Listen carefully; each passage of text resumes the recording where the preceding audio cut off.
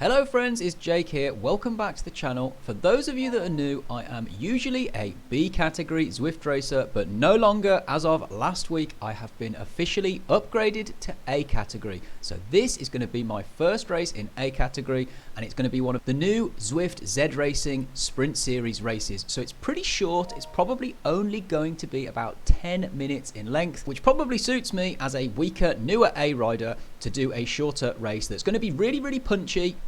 And hopefully that suits my fast twitch riding style.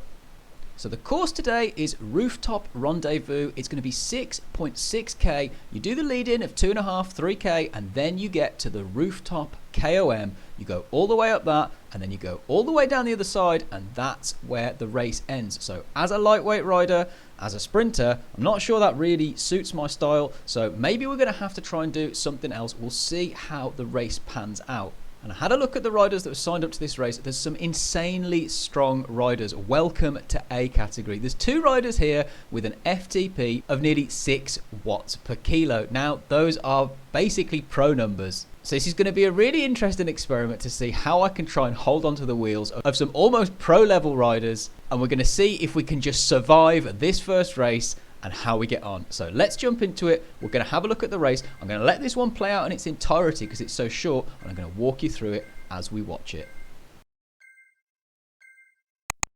So as we start, I'm not really too sure what to expect. I'm just hoping that it's not too brutal until we get to the climb, and that I can use as much of the draft of the riders around me as possible to sit at the back of this group and just conserve whatever energy that I can. You know the rules by now, guys. It's about doing the least work as possible for the maximum reward, and that's going to mean keeping our powder dry until we absolutely have to use it on the climb or towards the end. So at the minute, I'm sat at the back of this group, but there's some riders off the front, including one of those riders with the 6 watt per kilo FTP, who are just already drilling it really hard and already have a gap over the group of other riders. And usually my aim here is always to be with the front, to not let the front of the race go. However, I simply cannot do 6 or 7 watts per kilo for 10 minutes. So I'm going to have to let those riders go. I know I can't sustain that sort of pace, and I'm going to have to hope that the group around me helps me. I've got one of those other really good riders in the group that's a 5.7 watt per kilo FTP. So hopefully they can help bridge me up a bit here, and the other strong riders around me can help bridge that gap and do some of the work for me, whilst I courageously and cowardly sit on their wheel and do absolutely nothing but hope that it comes back together somewhat. And if it doesn't, it's not the end of the world. My aim here is not to win. It's highly unlikely that I'm going to be able to get the win. I'm just going to try and finish as strongly as I can. And at this point, there's still 2k to go before we reach the KOM, which is my main objective. So I am still just going to be sat in here doing as little as possible. And as you can see from the power numbers, it's not actually particularly hard. I'm not really doing anything above 3-4 watts per kilo here, sat in the draft, and sometimes it's even less than that, which is really good, because it means that when we do get to the climb, I'm just going to be able to go really hard and try and cling on for dear life. So I'm a little bit taken aback by how easy this is at this point. Obviously I'm not trying to cling on to the front rider's wheel, and if I was trying to do that, I'd probably already be cooked. But I'm pleasantly surprised by this, and it's given me a little bit of hope that maybe when we do hit the climb, because I know there's still quite a lot of draft available on that climb, that I might not get binned off at the very start of it, which would suck big time. And the two riders off the front of the group are still away, and they've got a gap of 4 or 5 seconds, and they're doing big numbers between 6 and 7 watts per kilo the whole time. I can't quite work out if they're trying to work together or if they were trying to attack each other, but whatever happened, they definitely had a gap over the rest of the group, and I was hoping it would come down a little bit, but it doesn't look like it will. So as we hit this rise, the first real incline of the whole race, we can see that people's power numbers start to go up. Pretty much the same as in every kind of race across A, B, C, D category, all of them. Whenever you hit a rise like this, you're going to have to put in a burst, because everybody around you is going to do the exact same thing. So if you don't want to get dropped, you're going to have to make sure you put in a bit of energy here, just like everybody else. And the draft effect is even more important in these smaller field races, because there's less of a blob, so there's less draft, less aero boost for you to gain from the other riders. So it means, just like this, when a gap opens up, you have to close it, because if you don't close it, you might get dropped off the back, and at the very least, you're not going to be in the draft, and you're going to have to be doing more work than those in that group in the draft. So we can see here that I put in that burst to make sure that I'm nice and comfortably nestled right there in the middle of the group with the most draft possible. And we can see one rider off the back, Breath, there does get dropped. So he was not able to put in the power quick enough. The draft opened up and then he just wasn't able to close it. So that's how quickly things can change around in a race like this, even on a small rise like that. And as we get to the top, I know that we're only about 500 meters away from the start of the KOM, which is where this race is going to start good and proper. So I'm just trying to get as much recovery as I can before that portion starts.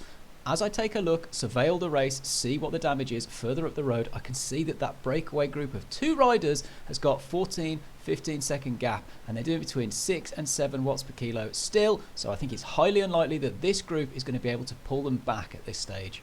And as they start to get to the bottom of the KOM, they start to attack each other and you see big orange numbers. So at that point, I know these are the 2 strongest riders in the race and we haven't really got much chance of bringing them back. So at this point, I'm thinking maybe if I do well here, I draft correctly, and as we start this KOM, there could be a chance of a podium. It's unlikely, there's only 1 spot up for grabs, so we've basically got to win this mini race. But this is a short climb, I'm a punchy rider, and we've got a decent sprint, so there's always the chance here that we might be able to pull off a bit of an upset, beat that 5.7 watt per kilo FTP rider and steal his spot on the podium. But first, I've got to cling onto his wheel, sit in his draft, not let him and these other really strong A riders drop me as we start this climb. So this is it. This is the point where I know that the pace is not going to ease up whatsoever from here. It's only going to get harder. So it's about settling in, gritting the teeth, and just trying to cling on for as long as possible, seeing how long I can last before I get binned out the back of this group.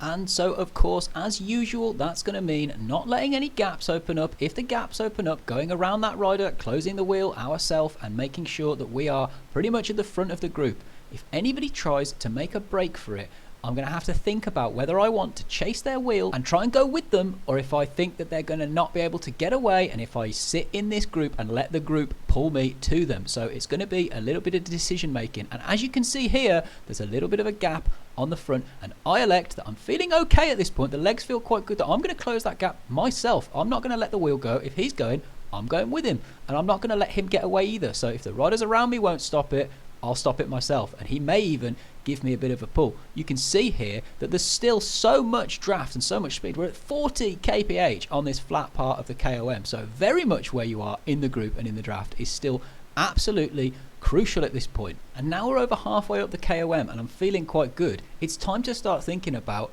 what are we going to do at the finish? I thought I might get binned off and it'd just be a case of getting there as quickly as we could, take whatever position we could and be happy with it.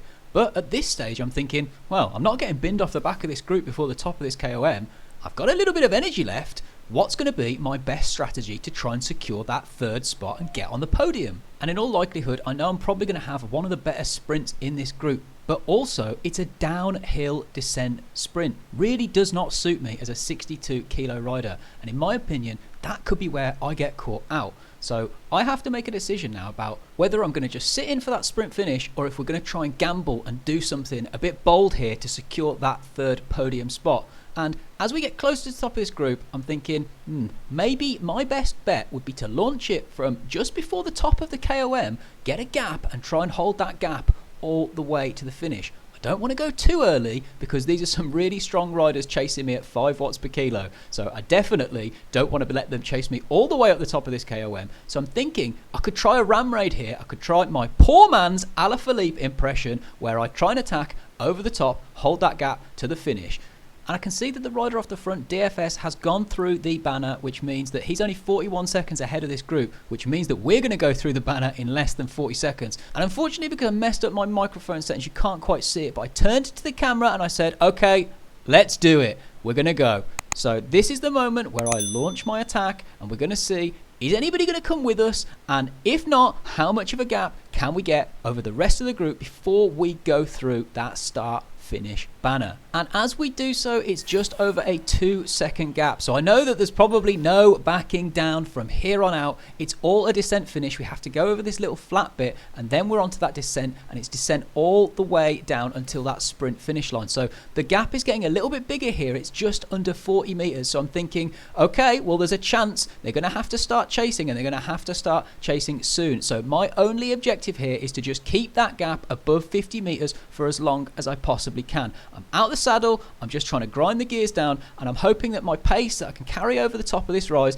is going to be enough to keep me away from that group. But I'm at a serious disadvantage here, and that is that they are a group of riders and I am a solo lightweight rider. So they will be moving faster than me down this descent. That's for sure. There's nothing I'm going to be able to do about that. So I'm just going to have to try and keep them at arm's length for as long as possible until it flattens out for the last couple of 100 meters, and then unleash my sprint and hope that that's going to be enough to cling on. As we go through the Flamme Rouge banner now, I know that this is going to be over in less than a minute. We're doing 62 kph, therefore it's going to be over in less than a minute. So really about clinging on here. And as I'm doing that, I can see that the riders behind me are starting to spin up their power a little bit, and I'm getting quite tired. So I'm pretty concerned here that I've mistimed this and I've just done myself out of a third place finish. There's only 500 meters to go now, so it's really about ignoring the lactic acid, trying to squeeze every last watt out, and then empty the tank in the last couple hundred of meters. And I am really suffering here. It's quite funny watching it back because it doesn't look like it and it looks so short, but it feels like a lifetime. That 2.5 minute attack felt like forever. And as we can see here, the group is coming up behind me and that gap is starting to come down. It's going to come under 50 meters here, and they're going to gain on me super quick. It's now under 30 meters. We hit the last little bit, I empty the tank, and I managed to cling on about 25 meters ahead of the group. So it really did come down super quick at the end, and from the looks of it, I timed it just about right. I think if I'd gone any later, I wouldn't have been able to get enough of a gap and they would have caught me, and I think if I'd gone any earlier, then I would have hung myself out to dry for far too long and they would have caught me that way as well. And as I take a look up there, I can't quite believe my eyes because I can see that I'm in second place, whereas I thought I was fighting it out for third place. When I went back and rewatched it, I could see that the rider in second place with DFS got triangle of shamed. So they got absolutely kicked out of the race because their power was totally unrealistic. So I'm really pleased with that. That was much better than I was expecting. The guy that won it did 6.5 watts per kilo for 9 minutes. So there's absolutely no chance in hell I was ever going to be able to compete with that. And as we have a look at the power on ZwiftPower after the fact, we can see that I actually did quite a lot less work than the main riders around me. So most of the riders in the top 6 did more average power than me, but I managed to draft that first half quite well. And then you can see that my 5-minute power and my 1-minute power were the second highest in the race. So that's where I really applied the pressure at the top of the climb and used my watts more efficiently than those riders around me. And that 5-minute power of 5.2 is pretty good for me, so I'm quite pleased with that for my first race in A. The whole idea will be that I'm going to get absolutely destroyed and binned off the back. I hope that'll make some really good YouTube content. So thanks for joining this one. I know I say it all the time. Please like, comment and subscribe. It really helps the algorithm for smaller channels like mine and makes all this suffering worthwhile. So thanks again for watching and catch you on the next one.